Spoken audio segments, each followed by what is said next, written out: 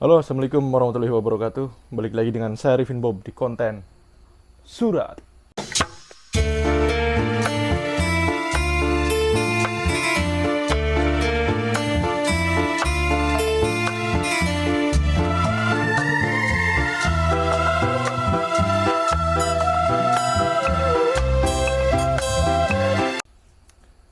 Pada konten surat kali ini, seperti yang sudah saya katakan di postingan kemarin, saya bakalan berbagi lagi khotbah Tobi yang belum sempat saya bikin ya. Sebelum-sebelumnya juga sudah ada khotbah-khotbah Tobi yang sudah saya buat. Bisa kalian cek saja di video-video lama saya. Di situ udah banyak banget khotbah-khotbah yang sudah saya jelaskan. Nah, untuk yang sekarang, khotbah yang baru atau khotbah yang belum sempat saya bikin konten. Seperti biasa, sebelum kita memulai ke topik pembicaraan, kita rokokan dulu. Biar santai, biar kita ngafalnya juga enak, tenang gitu ya. Kalau bisa nggak perlu dihafal deh, didengerin aja. Enakan didengerin. Didengerin tiap hari atau ya kalau ada waktu lah gitu ya, dengerin gitu.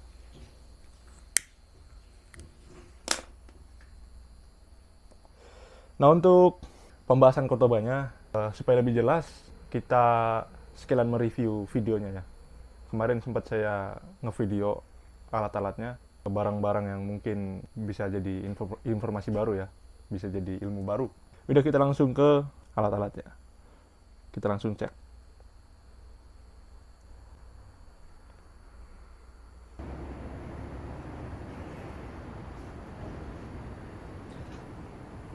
Nah, yang pertama itu ada Buresu ya. Di video yang kemarin juga sempat saya bahas Buresu udah. Cuman ini saya kasih tahu ke kalian untuk yang masih ada di Indonesia maupun yang udah datang ke Jepang ya. Jadi biasanya kalau kita kerja Tobi, itu alat-alatnya, entah Buresu, entah Tetsuri, itu dikasih warna, dipilok. Jadi untuk memudahkan kita mencari ukurannya. Nah, untuk yang di video ini, kalau yang warna pink, ini ukuran 900. Karena di Jepang kan pakai milimeter ya. Jadi 900. Kalau kita dijadiin sentimeter, ini 90. Nah, untuk yang warna biru, kita lanjutin videonya. Nah, ini. Untuk yang warna biru, ini ukuran 120. Yang warna kuning, 150. Karena di Jepang pakainya milimeter, jadi 1200 yang warna biru. Yang warna kuning 1500. Kalau yang gak ada warnanya, yang panjang ini 1800. Nah, untuk di setiap genba, di setiap tempat itu beda-beda warnanya. Jadi kadang-kadang nggak ada warnanya, kadang-kadang ada dua yang warnanya sama. Tapi yang pasti di setiap genba, di setiap tempat kerja ya, pasti dikasih warna supaya kita cepet gitu ngambil-ngambilnya kan.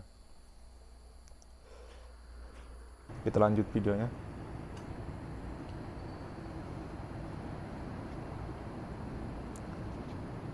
Nah, kalau ini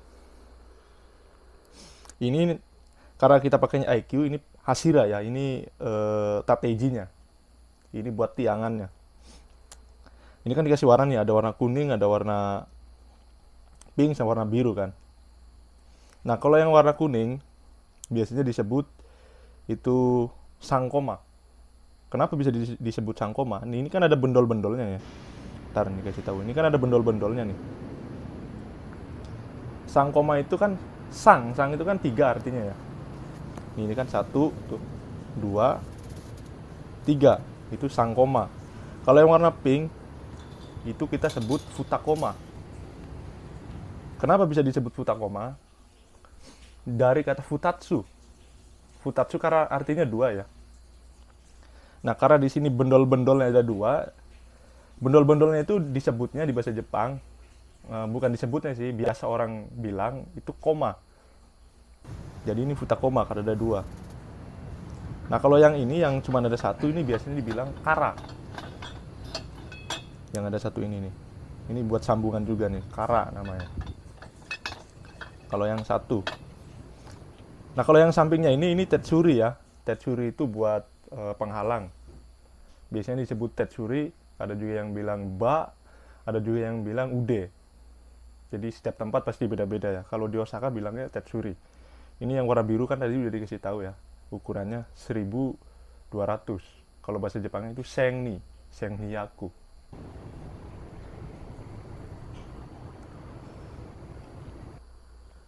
Nah, terus ada lagi nih. Ini biasanya bilang shichi itu kan dari 7. Nah, ini kan ada berapa nih? 1, 2, 3, 4, 5, 6, 7. Jadi kita lihat aja dari bondol-bondol ini ada berapa. Ya berarti tinggal dihitung aja gitu. Nah, ini penting banget buat kalian ya nanti kalau udah kerja di Tobi. Biasanya senpai-nya itu para pekerjanya pasti bilang kayak gitu. Entah misalkan bilang ambilin yang bundel-bundel ada 2 kan gitu. Futakoma moteku ureruka, bilangnya begitu. Kalau yang ini hachikoma, yang panjang ini dari awal. 1, 2, 3, 4, 5, 6, 7, 8. Ini hachikoma.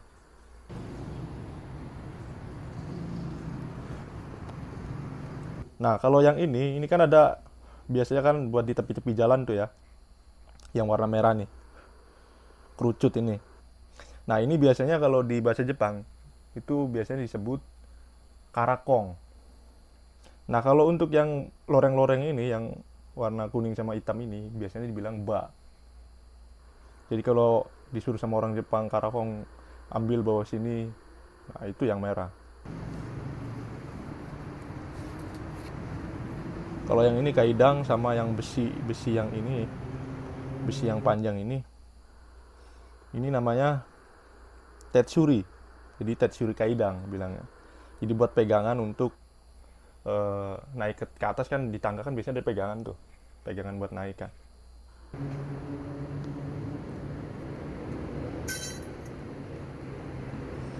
Nah, kalau ini ya kemarin kita kumitate ya ini nih. Tuh, ini kumitate awal nih. Paling dasaran di bawah. Seperti ini tuh. Penggunaannya ya, penggunaan Asiba ya. Kurang lebih seperti itu tuh.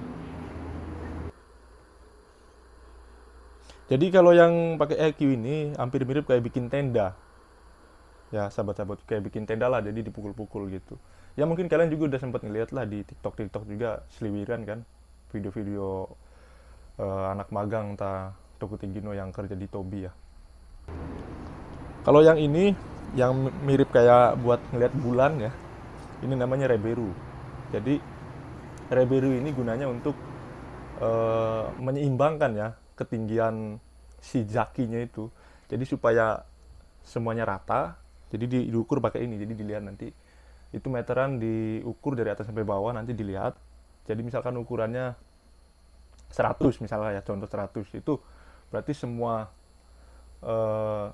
tiangnya itu berarti tingginya 100 semua, jadi rata ya, jadi nggak ada yang miring sedikit.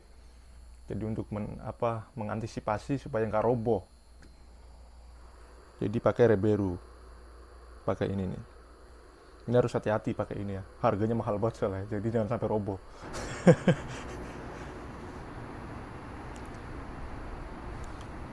Itu kira-kira seperti itu ya. Nah, kalau untuk tangga yang ini nih, tangga yang lipat gini, itu bahasa Jepangnya kyatatsu. Jadi buat kalian semua ya ingat-ingat ini. Jadi setiap tangga tuh namanya beda-beda, ada yang kaidang, ada yang tarapu, ada yang ini kyatatsu. Terus ada lagi apa lagi ya namanya itu? Selain kaidang. Asigo ya kan, ada bilangnya asigo juga.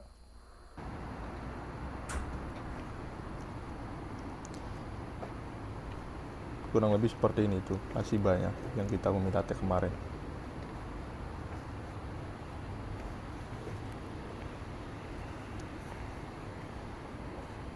Nah, terus ini ada kawat nih, kawat ya bahasa Jepangnya bangseng ya. Di video sebelumnya juga udah saya bahas. Nah, ini nih tangga kecil kayak gini, tangga lipat ini kyatatsu.